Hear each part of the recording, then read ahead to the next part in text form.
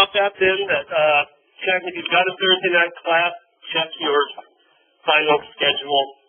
And again, your progress report for this class is not due until Tuesday. So you can work on it over the Easter weekend, or you can turn it in early. Either of these things is fine by me. Okay? All right. Last week, we were talking about the shift from the Baroque style in France in particular to a more flamboyant Rococo style, also in France. They moved from the 17th century into the 18th century. And as we talked about Baroque art in France, one of the things that we saw was that it was a little bit less dramatic, emotional, vibrant, and action-filled, as other countries were during the Baroque period. It was much more restrained, maybe dramatic in a different way, kind of being stagey, artificial.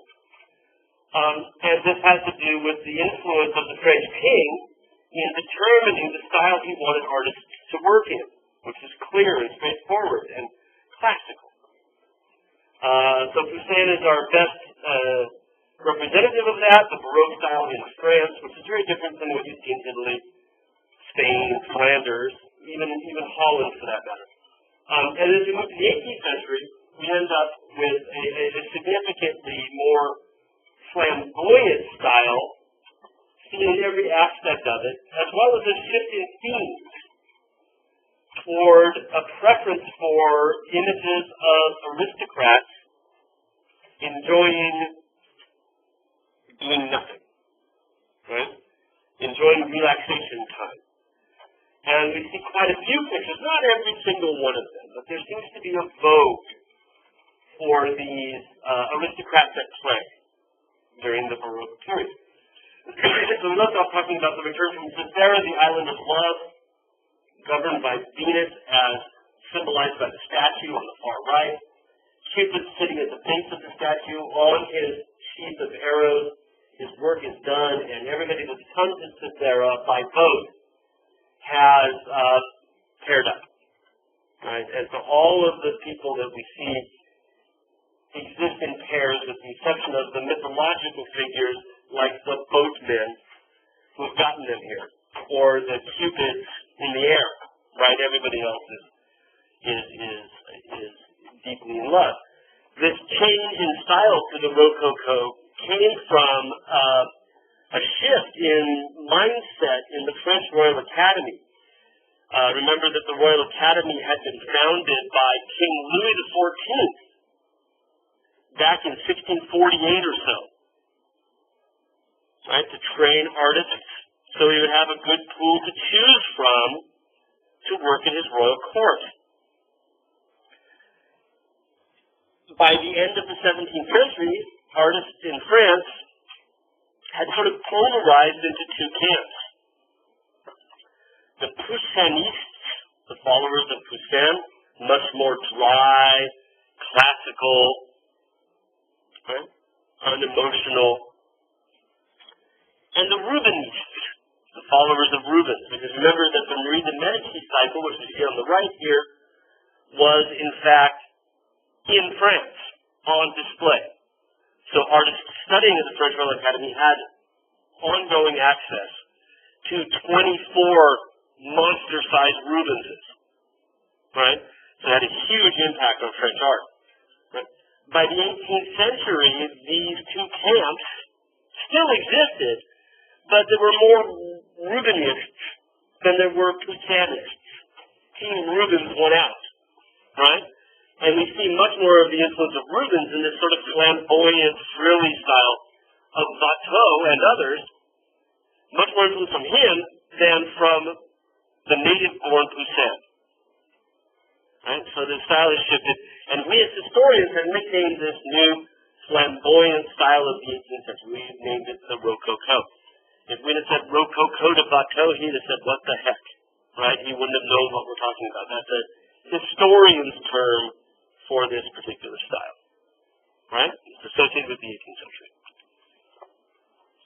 So, continuing now through the Rococo, one of the more famous Rococo images is this image of, again, really aristocrats at play out in the woods, finding in the woods erotic adventure, right? So aristocrats at leisure.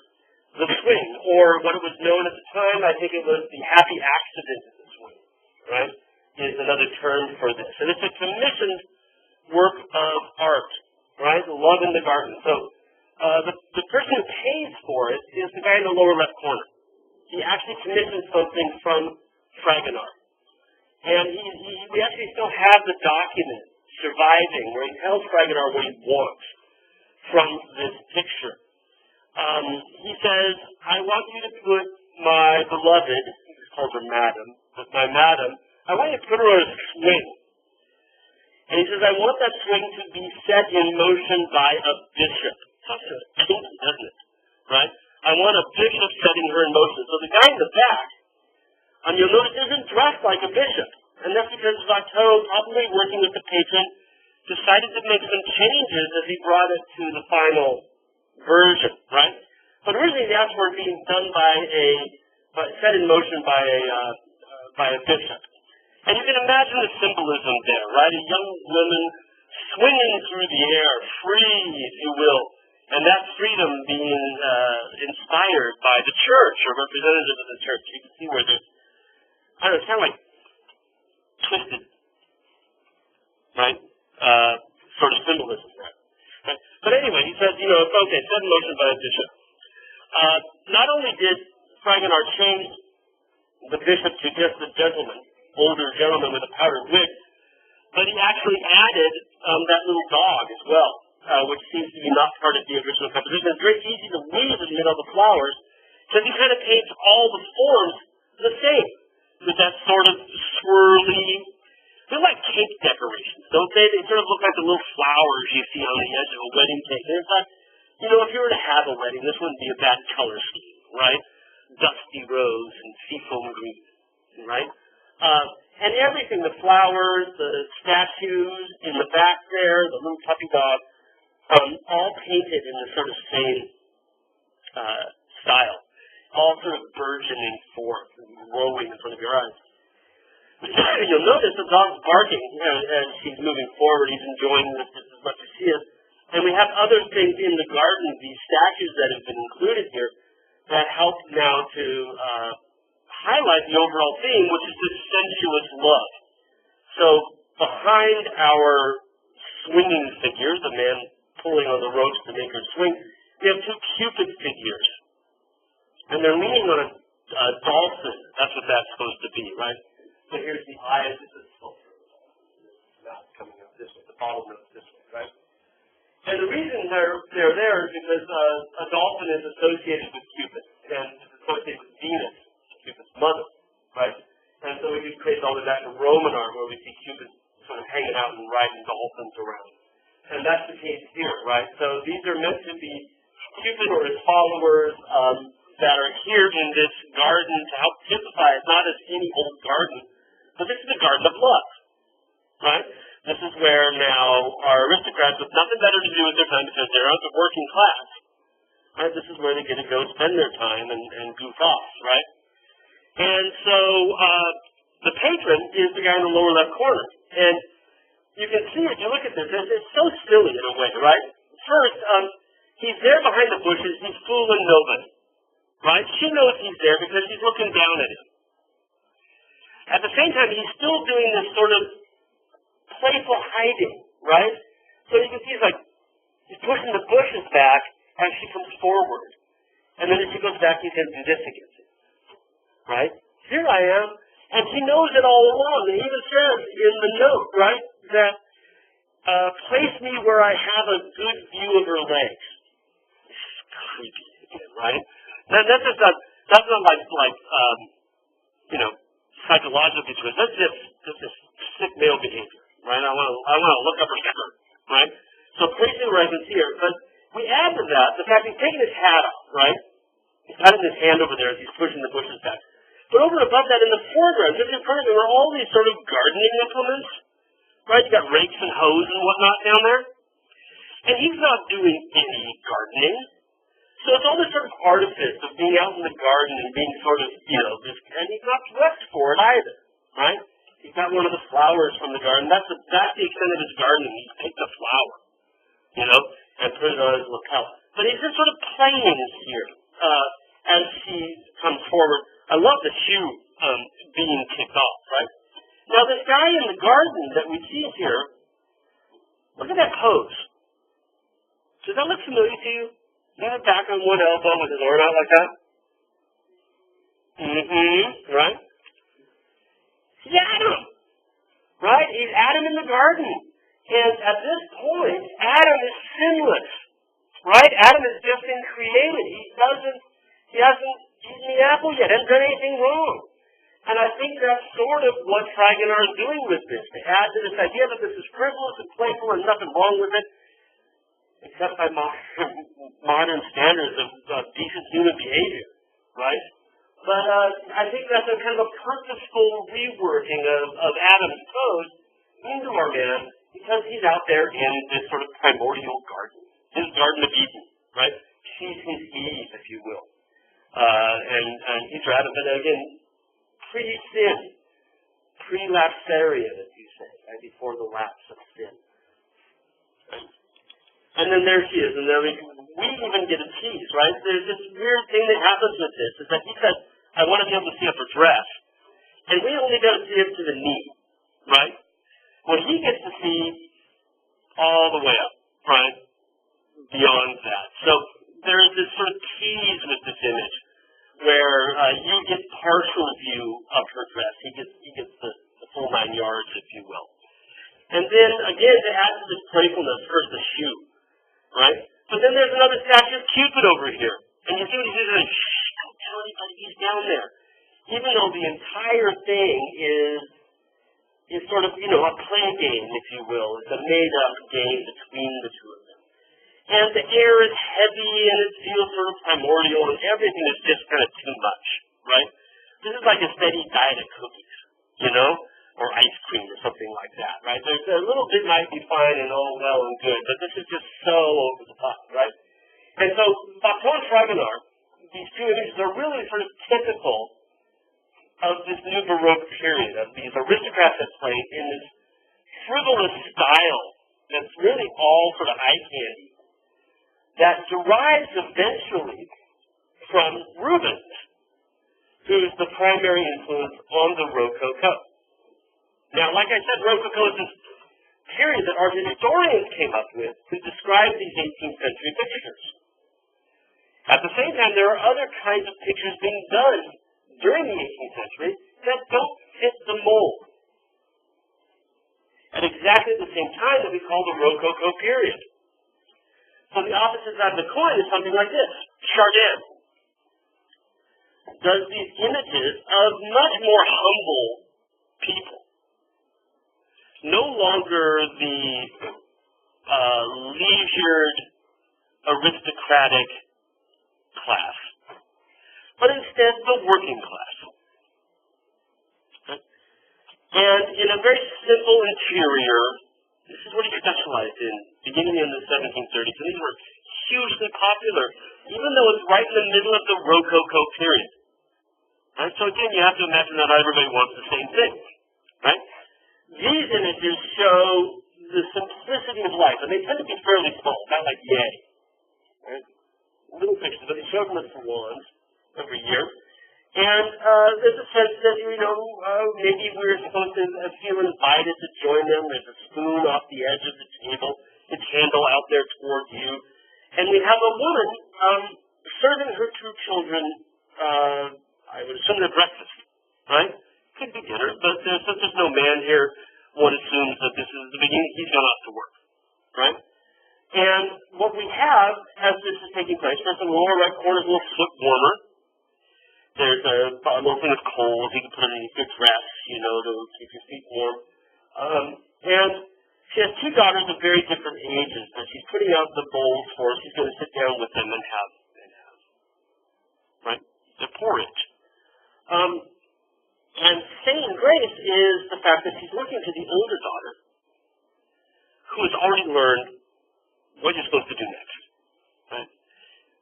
And the little girl is looking to her older sister for guidance, right? So if you think about the three of them together, it becomes this wonderful image of sort of parenting, good parenting, right? She's taught the older one, who will then in turn teach the younger one. This is domestic virtue, right? This is an image where the simple qualities of keeping a household is really the major theme of the picture, right? And the virtue that one can find in that, right? In work well done. Wonderful details if you look at it, and you can see from the crack pattern, the craquelure, how small this is. But you can see the steam rising, so she's a beautiful mother. Hot food for the kids, right? No cold stuff because she was out goofing off. You know, she's beautiful. And she's also very serious, looking down to her younger daughter, who's going out. She put aside, the younger daughter has, put aside games. You know, there's time and a place for everything. We have Mary Mount tell you, put your cell phones away while you're in class. There's a time and a place. So his daughter has figured out that, okay, there's a time to play drums and toot on the flute, right? But not now. There's something important to be done. And so these details sort of add to that meaning of her dedication. She just as soon play, but she knows. She's been well taught. And her daughter is now looking to her to follow her example. So these are scenes that are filled with this idea of domestic virtue, the virtuousness of doing your duties well. And they're almost the antithesis to what we've seen with other Rococo pictures, where with the other pictures, it was really all about not working, and yet not being blamed for that. We've got about 4 or 5 Chardins done at the National Gallery. I thought I'd just bring one of them in to give you the sense that these pictures that he's working with all sort of take the same sorts of ideas and rework that idea of domestic virtue in different ways. So here are attentive nurse, right? Moralizing scenes where the nurse here is preparing the food for her charge. Now these are titles that he gave them, right? That's what he calls it. So he wants you to think of her as someone that's taking care of someone infirm, taking care of someone who can't take care of themselves. So she has the bed warmer in her hands. That's what that long handled thing is. If you put coals in there, you can warm the bed up. She also has triple food, the things that is necessary. She's cracking an egg, right? There's a bowl, there's some bread. It's presumed the glass might be medicine, right? There's this idea of the virtuousness of this sort of domestic labor. And these ideas are being written about during Chardin's lifetime by a prominent philosopher in France, Jean-Jacques Rousseau. And here's a name that you should probably, stick in the back of your mind, because this is not the only class that you'll take at Marymount, probably, where they'll mention Jean-Jacques Rousseau. He's one of the primary philosophers of a period known as the Enlightenment, which is the major philosophical movement of the 18th century. Right? It coincides with the Rococo, but it seems to influence not so much those pictures, those frivolous aristocratic pictures, as these simpler scenes of domestic virtue. And Rousseau had been writing specifically about families. He wrote about a lot of stuff, but one of the things he wrote about was families, and how direct parenting was an important linchpin in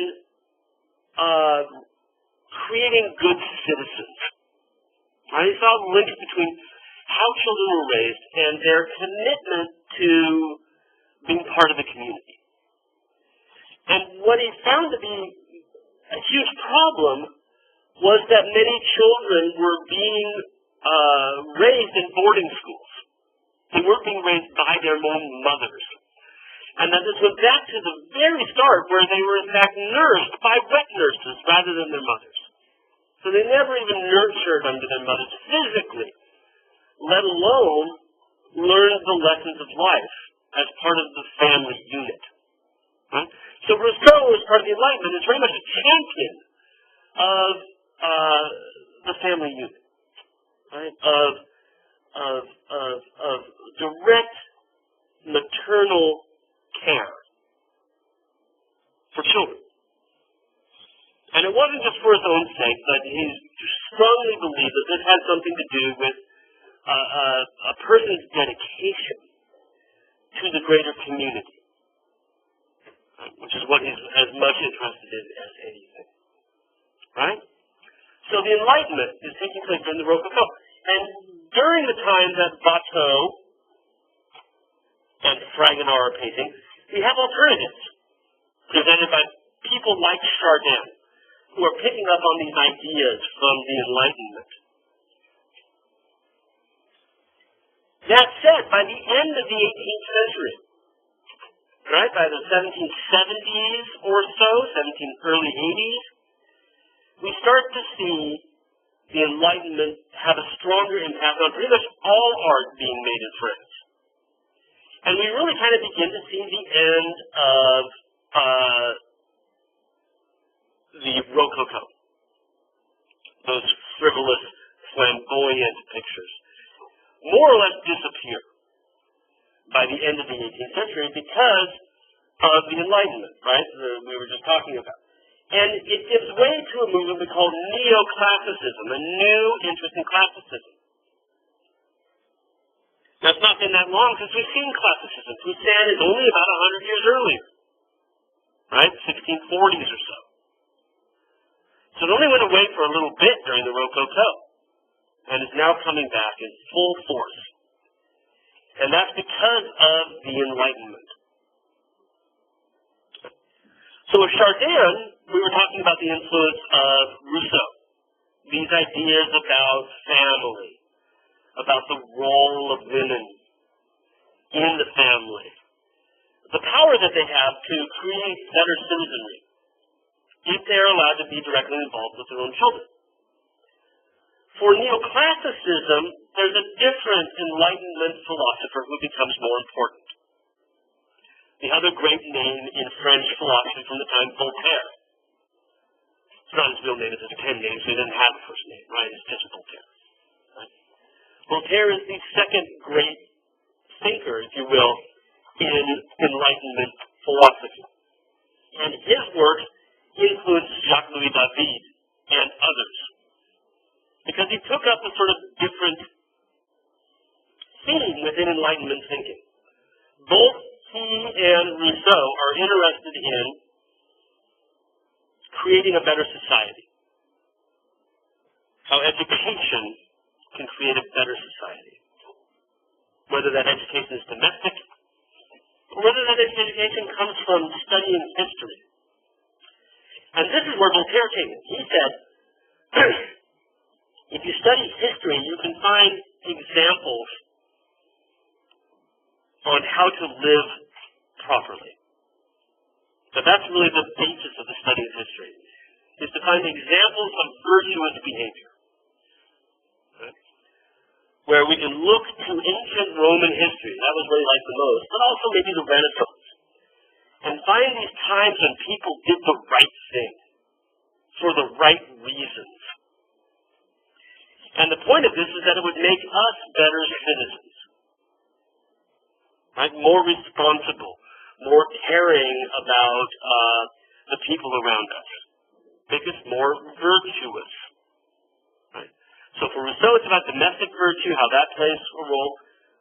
For Voltaire, it's about studying history to find this. And the term he used for this is a Latin term, exemplum virtutis. You don't have to do Latin to figure that out, right? Examples of virtue. Exemplum virtutis. Right? That history presented us a series of examples of better behavior. And so Voltaire and this idea, neoclassicism, really replaces Rococo. So the Enlightenment moves us out of that brief period we were looking at and into something neoclassical. It kind of returns us to what Poussin had been doing already back in the 17th century. Write that Rococo crap out of history. Right? Let's get back to something more serious. Right?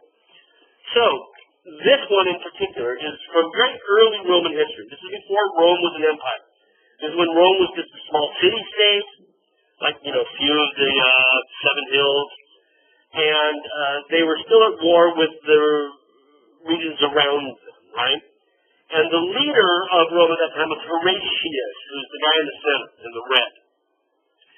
And his three sons are on the left, so they are the Horati, the sons of Horatius, right? Latin, US ending, plural becomes I, right?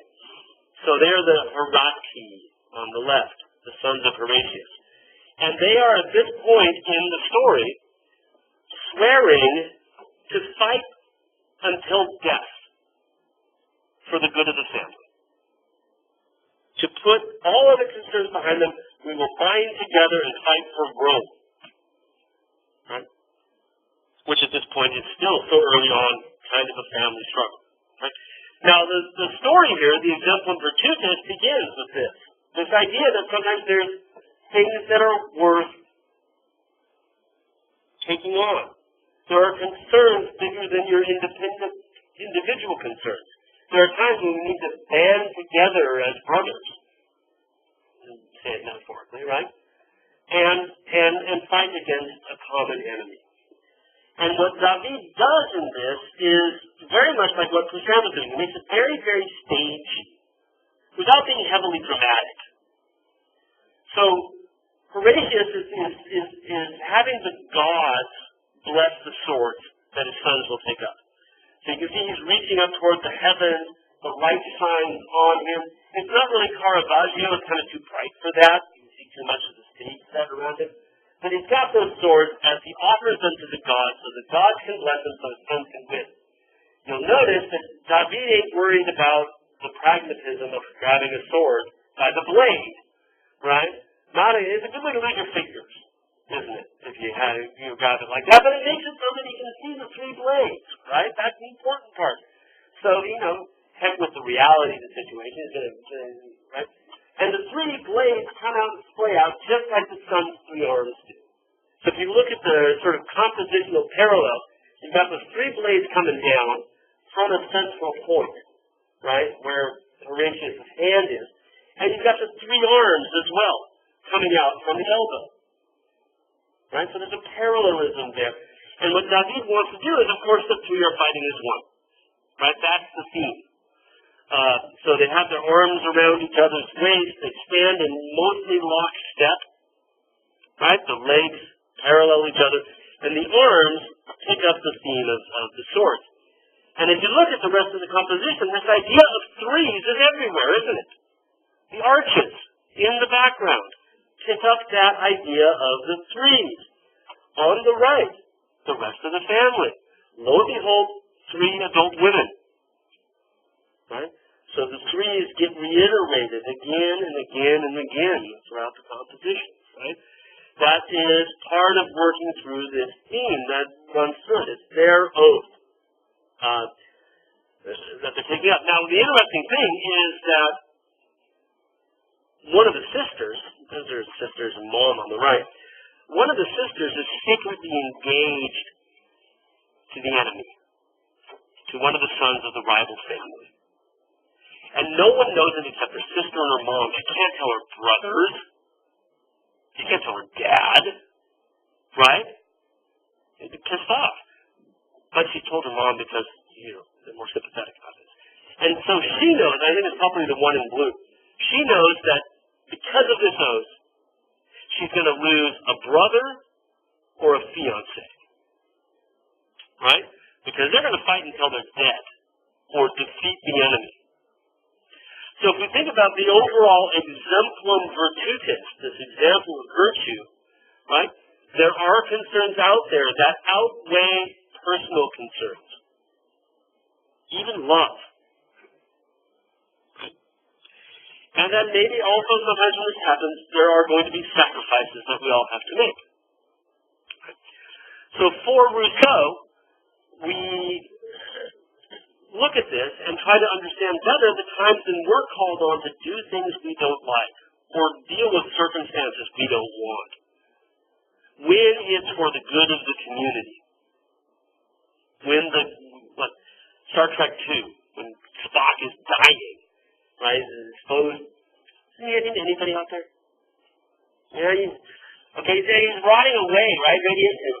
Sometimes the needs of the many outweigh the needs of the few, or the one, right? That idea that the community should come first, rather than being greedy individualists, right? That's our exemplum virtutis here. Now, we talked before about the French Royal Academy, right? This was founded by Louis XIV back in 1648. And when Louis first founded the Royal Academy, it was founded to train artists that he might take the pick of the litter to come and work for him. And he wanted them kind of working in a consistent style, so he had a wider choice. The Royal Academy in training artists had a number of things that it did to help artists' careers.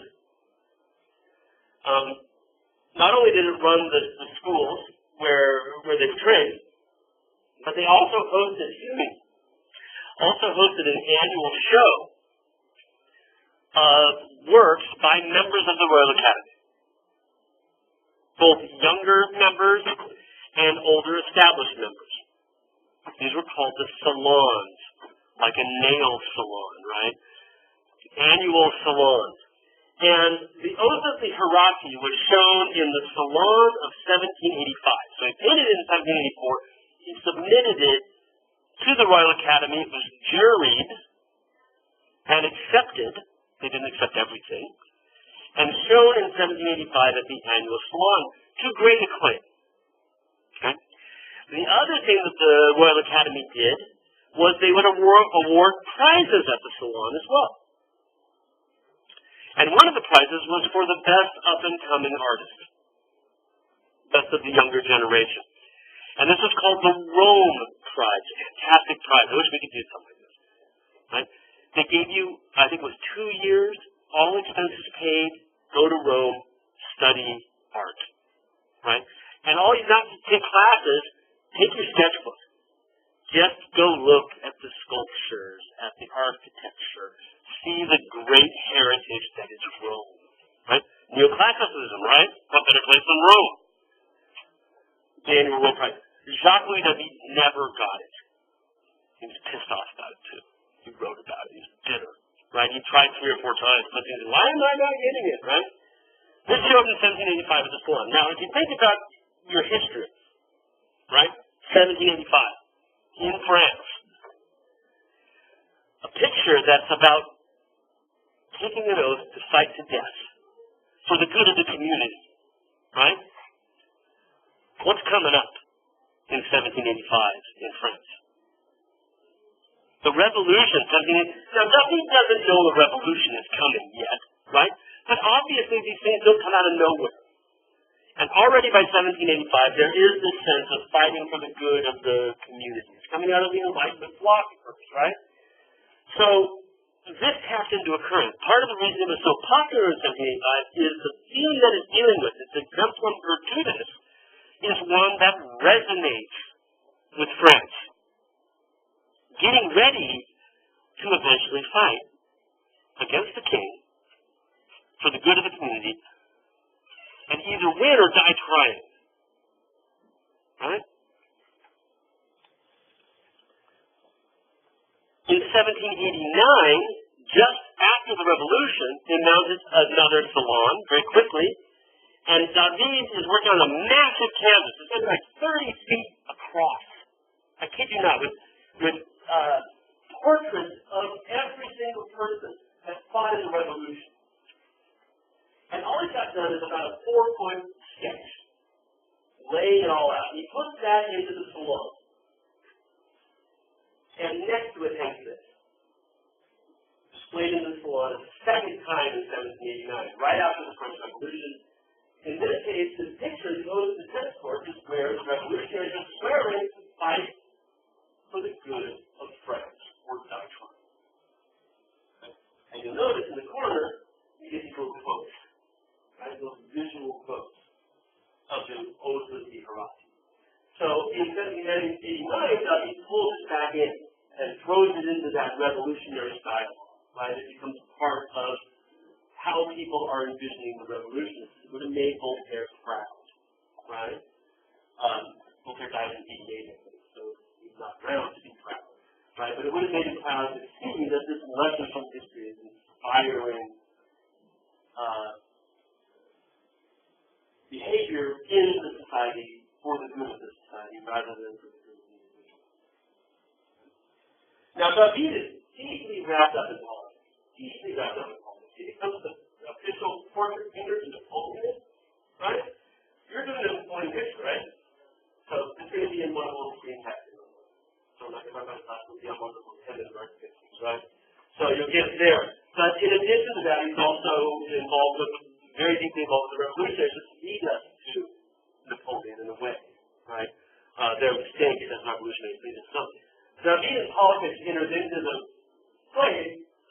This would be a great time to talk about it, but we'll talk about it in one of those little online lectures instead. Now, neoclassicism was everywhere. It wasn't isolated to only France.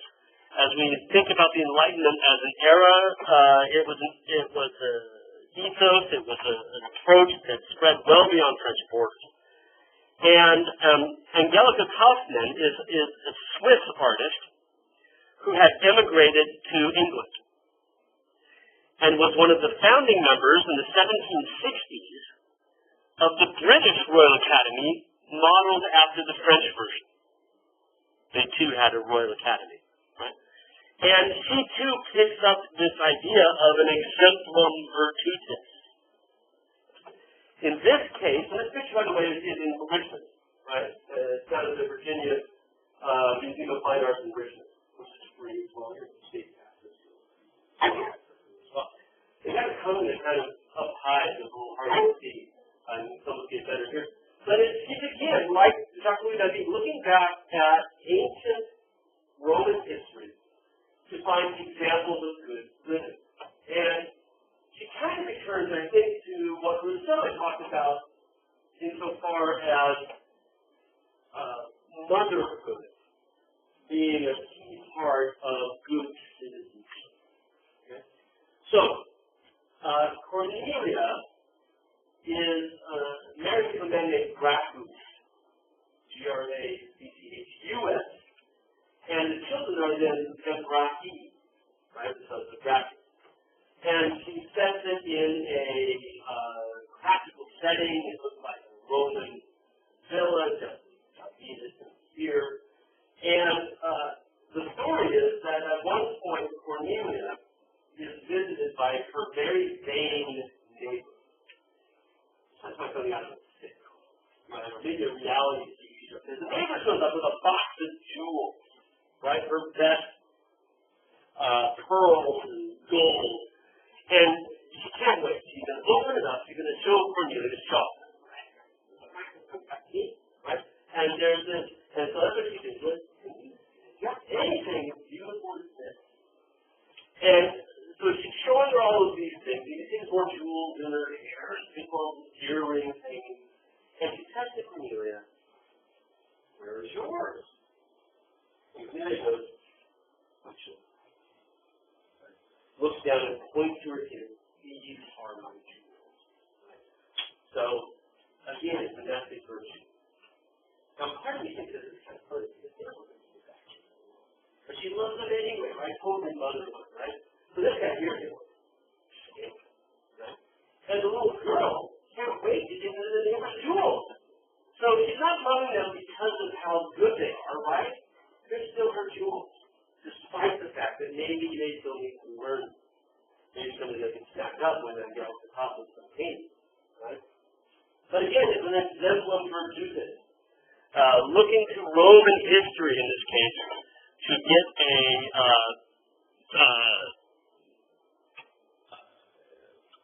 example of proper social behavior. Again, that would fit exactly what Voltaire had to say about how we should look at history, but it would also mean, I think, Rousseau's approval in the fact that it emphasizes the importance of motherhood. Another member of the British Royal Academy was Benjamin West. And it's important to remember, as we think about these pictures, 1770s, right? That in fact, West, as a British man in the 1770s, this is before the Revolution, our Revolution, 1776. And West had spent, he was born actually here in America, right? Grew up in the colonies, but it wasn't America yet, so we can't really call him an American artist. When the war broke out, he moves back to London. Actually moves back in advance of that. And he does this because he wants to take his experiences being a painter in America and market them in London. He thinks this gives him something that other artists in London didn't have. And he gets back to London, 1763, and he says, I'm the painter of American scenes. Right? Scenes of the New World. Wonderful events, exotic things. I've seen it all firsthand, and my pictures are absolutely accurate, which they weren't. But that's neither here nor there.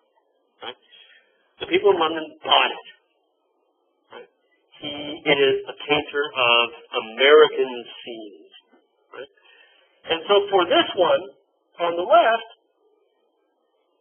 I think on some level there's still an exemplum virtutis, an example of virtuous behavior, the sacrifice of one for the good of many. But it's drawn from contemporary events. This is a scene from the French and Indian War, where Wolfe had died on the battlefield, surrounded by his followers. It only happened 13 years or so earlier. Right? Now, in order to emphasize the idea of sacrifice for everyone, Benjamin West makes the scene kind of artificial.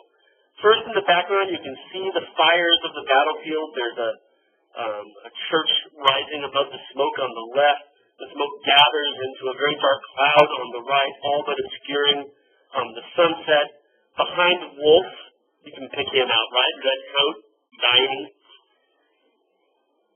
You see the battle raging still, right?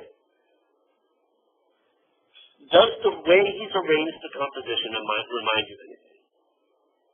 Him laying there. Looks like, oh, I can see that as well. It's kind of from the opposite way, right? But, Victoria. And they were holding him. And that's what more people point to, although I think the Atticum is not as interesting thing to think of as well. But the idea that he is like Christ. Right? That he has sacrificed himself for the good of the many. And so if we go all the way back to Giotto, our first week in class, right? We see the sort of mourners surrounding and holding up the body of Christ. The arms draped out on either side. He becomes a Christ-like figure, one who has sacrificed himself for the good of many. Right? To drive this point home, you'll notice that directly behind him is the standard, the banner of the troops, rising up vertically behind him, which is where normally you see the cross, when Christ has been lowered from it. So he's really transforming an historical scene, something he didn't witness firsthand, into something through these references, right, to Renaissance art, has greater importance. He then adds around him this range of people mourning, everyone down to our native Canadian, which I would call the Native Americans in Canada, right? Our tattooed New World native in the lower left, who's also contemplating the death of Wolfe as he looks up to the sky toward the heavens for his salvation. So this is an important part of neoclassicism, is the ways in which it makes reference to earlier art. So with Jacques-Louis David and Gilbert Kaufman, they look back at ancient Rome existed, right? But they also brought in Roman architecture to flesh out the scene, right? So they're looking back. and reviving. This is what we call neoclassicism, revival of classical art. Another element of that is the way in which artists like West also make works incredibly reference-heavy, full of these allusions to other works of art that add to the meaning. And this is something we'll see as we look at the last couple of pictures for today. There's some elements of neoclassicism, of referencing Renaissance art in particular, but sometimes even further back, sometimes even back to ancient Greece and Rome. There's a copy in your text, but it's a portrait of Paul Revere. And I thought since we got really one of the best copies in the world downtown, we ought to look at it instead. Because it picks up on something similar to West's picture in a way, in two important ways.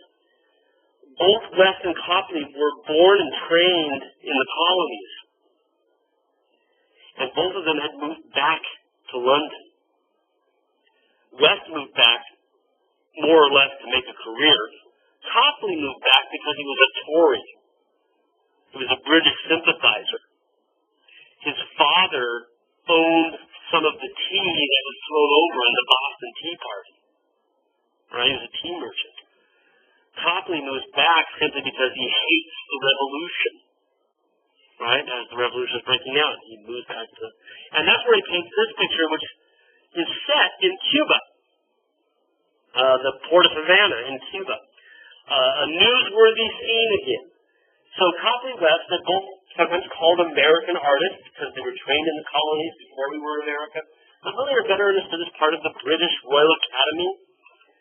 Each of them doing something that really hadn't been done much before, which are contemporary scenes. Now, battle scenes are one thing. Those happen all the time.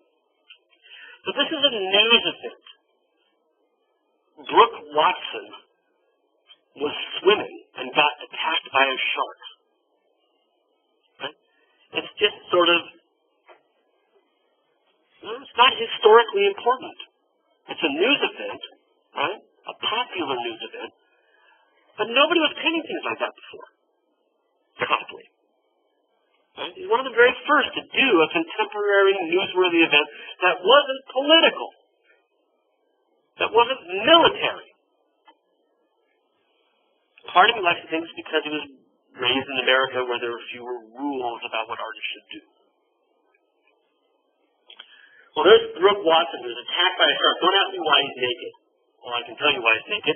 He's naked because he's looking back at ancient Greek sculptures and models him after that. But he's out there swimming, and he gets attacked by that massive shark. Look at the size of that thing. Look at the jaws.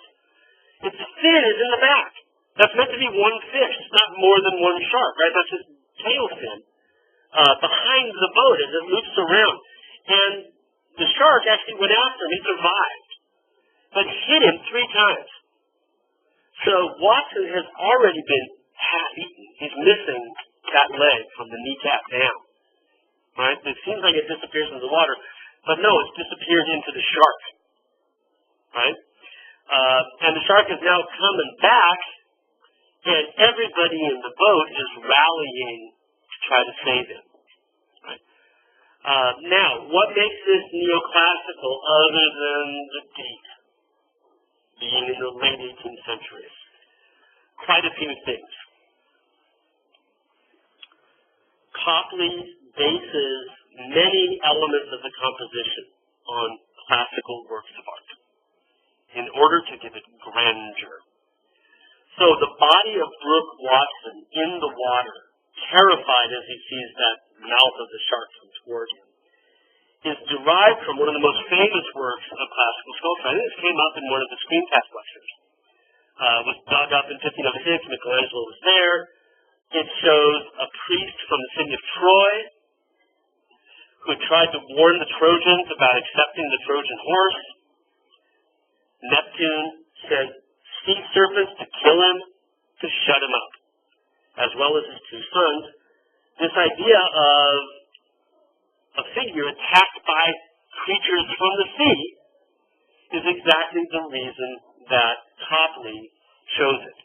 I'm sorry, we've lost our title above Copley here. I'll fix that.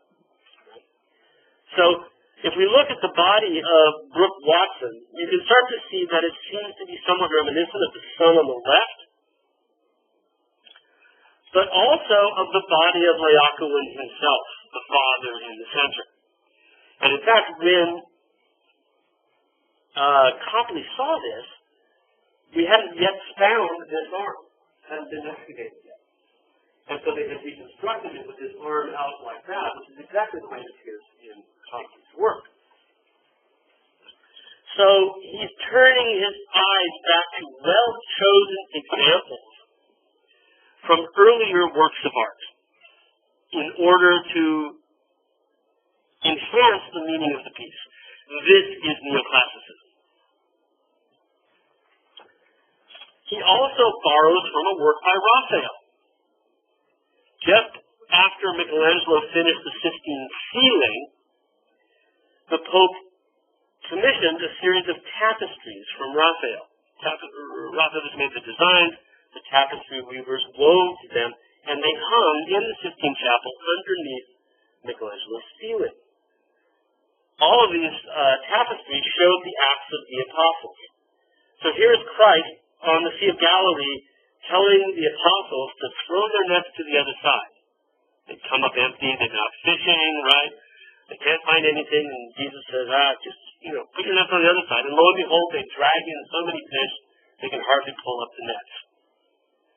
Look at the two apostles here, and these two fellows here. Right? Why is Copley turning to this work? Miraculous, right? Pulling things from the water as a miracle almost, to underscore the idea that it's a miracle that Watson is saved. The references don't stop there. I'm only going to show you one more, but there are dozens of references to earlier works of art, all of which influence the meaning. The fellow that's poking at the shark borrows from a different Raphael, showing St. Michael skewering the demon, the Archangel Michael. These are all works that Copley would have known through his travels, and through reproductions that are becoming increasingly common. Again, Copley is choosing wisely. Just as the Laocoon figure was a figure attacked by a monster from the sea, just as the people who are about to save him are modeled after a miraculous pulling from the sea, so too here we have someone attacking a sea monster, attacking a demon, and he uses a Raphael composition exactly for that.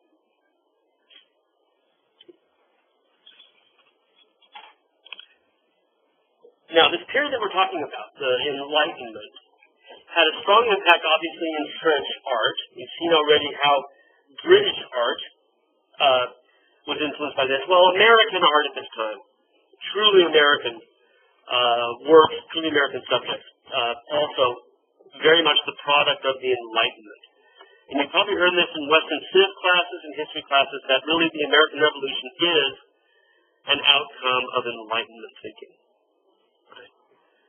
Mankind everywhere is in chains, but longs to be free. I think that's from Rousseau. Right?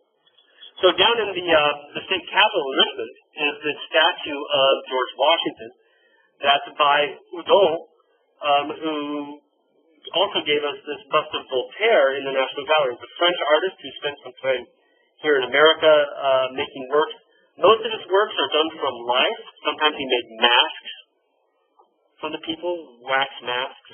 Sometimes he made masks from their corpses, and that's the case for Voltaire. That was a death mask that he worked. But Washington on the right, again, sort of picks up on neoclassical elements as an Enlightenment work of art. We see Washington here, 1788, his terms are over. He's no longer president. And he is hanging it up. This was a very important moment for America. Our first president, right? There were no rules about term limits, right? There were no rules about what would happen next. And there was some very great concern that after the American Revolution, Washington might just want to stay on and continue to rule America for the rest of his life, like a king. And he probably could have done it. He was that kind of popular. He probably could have gotten away with it. Because, again, there were no rules yet. But what Washington chose to do was to hang it up. He had been a military general, right? The forces were still faithful to him. But he decided to instead hang it all up and become a farmer down in Mount Vernon. This statue commemorates that aspect of his character and uses some references to ancient Rome in order to do it. Under his hand, you can see his sword has been hung on this pillar. The pillar is a banded group of sticks. These are called fasciae. Mussolini got the word fashion.